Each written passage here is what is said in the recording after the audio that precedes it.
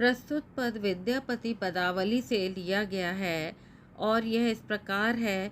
सजनी अपरूप पेखल रामा।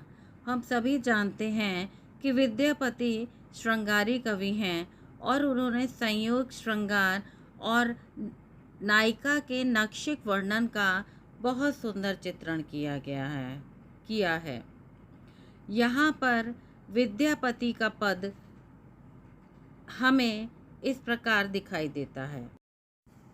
सजनी अपरूप पेखल रामा, कनक लतावलंबन उवल, हरिन हीन हिन हिम धामा, नयन नलिन दव अंजन रंजय, भौं विभंग बिलासा, चकित चकोर जोर विधि बादल, केवल काजर पासा, गिरिवर गरु पयोधर परसत, गिय गज मौक्तिक हारा, काम कंभ भरि कनक शंभु परि, ढारत सुरसरी धारा, पयसि पयाग जाग सत जागई, सोई पावय बड़ भागी, विद्यापति के गोकुल नायक, गोपी जन अनुरागी।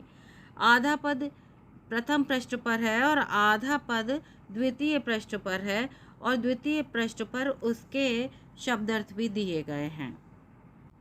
इस पद को मैं शब्दार्थों के साथ साथ स्पष्ट करूंगी। सजनी अपरूप पेखल रामा, यानी नायिका के अपूर्व सौंदर्य का वर्णन करती हुई एक सखी दूसरी सखी से कह रही है कि मैंने उस जैसी अपूर्व अलौकिक सुंदरी नायिका को नहीं देखा है। हे सखी, सजनी अपूर्व माने अपूर्व, पेखल माने देखी है, रामा मैंने उस अपूर्व सुंदरी को देखा है। वो कैसी है? कनक लता अवलंबन उवल, उसका सौंदर्य अद्भुत है और उसे देखकर ऐसा प्रतीत होता है कनक लता मानो स्वर्ण लता का अवलंबन माने सहारा लेकर निष्कलंक चंद्रमा उदित हुआ हो।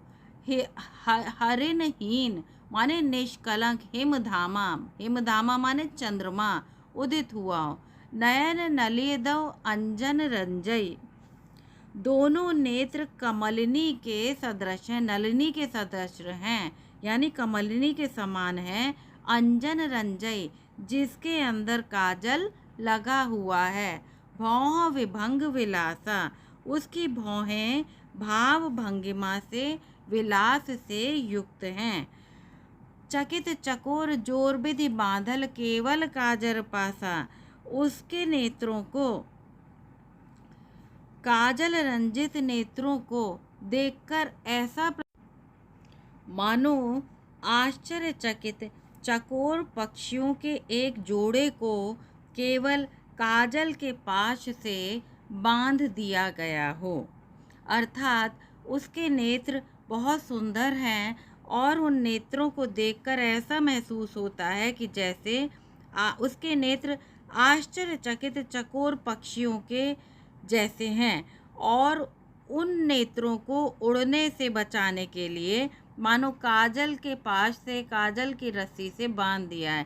कहने का तात्पर्य है नायिका के खूबसूरत नेत्रों में काजल की रेखा खिंची हुई है, जिससे कि उसके नेत्र और भी अधिक सुंदर और बड़े प्रतीत हो रहे हैं। गिरिवर गरुड़ पयोधर परसत, पयोधर माने वक्षस्थल, गिरिवर माने पर्वत के समान उन्नत, गरुड़ माने भारी, परसत माने स्पर्श करना। यानी यहाँ पर बता रहे हैं विद्यापति कि उस नायिका के उन्नत एवं पुष्ट वक्षस्थल पर्वत के समान उन्नत हैं और उसी के समान भारी भी हैं और उनके गले में उनके गले में गज मौक्तिक माला और उनके गले में गज मुक्ताओं की माला पड़ी हुई है, जो कि परसत पयोधर, जो कि उनके वक्षस्थल का स्पर्श कर रही है। काम कंबु भरी कनक शंभु परि, ढारत सुरसरी धारा। इस दृश्य को देखकर ऐसा प्रतीत होता है मानो काम कंबु मानो कामदेव ने शंख रूपी गर्दन में गंगा जल भरकर उसकी धार को स्वर्ण शिवलिंग पर चढ़ा दिया है। यानी कवि ने गज मुक्ताओं की सफ़ेद माला को गंगा की धार के रूप में कल्पित किया है, जो कि उसके वक्ष स्थल को निरंतर भिगो रही है। पयसी पयाग जागसत जागई, सोई पावई बड़ भागी।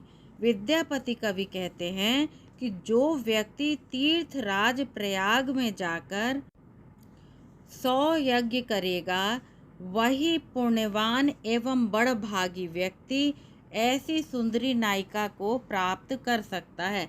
पयसी पयाग यानी जो व्यक्ति तीर्थराज प्रयाग में जाकर, जाग माने जाकर, सत माने 100, जागई सोई पावे, यज्ञ करेगा, उसी बड़े भाग वाले व्यक्ति को ऐसी खूबसूरत नायिका प्राप्त होगी। विद्यापति कह गोकुल नायक गोपी जन अनुरागी।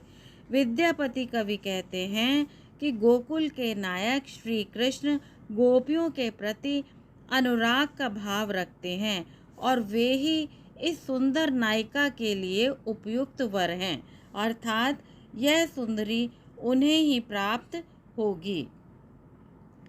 यहाँ पर इसमें भावार्थ दिया गया है कुछ स्लाइड्स में, उसको आप देख सकते हैं। आवश्यकता पड़ने पर उसे आप रेफ़र कर सकते हैं। अब इसका विशेष इस प्रकार है। विद्यापति ने सौंदर्य को पुण्य एवं भाग्य से जोड़ दिया है। कनकलता में रूप का अतिशयोक्ति अलंकार है, काजर पासा में रूपक अलंकार है, गिरवर गरुड़ पयोधर में उपमा है और इसी प्रकार गिरवरी सुरसरी धारा में उत्प्रेक्षा है। श्रृंगार रस का प्रयोग है, मैथिली भाषा है, सौंदर्य चित्रण है, गेयता का तत्व विद्यमान है और चकित चकोर में छेकानुप्रास दिखाई देता है। इस प्रकार यह पद समाप्त होता है और इसको एक बार 2 बार यदि आप ध्यानपूर्वक पढ़ेंगे तभी यह आपको याद रह पाएगा। पद पढ़ने के लिए आपका बहुत बहुत धन्यवाद।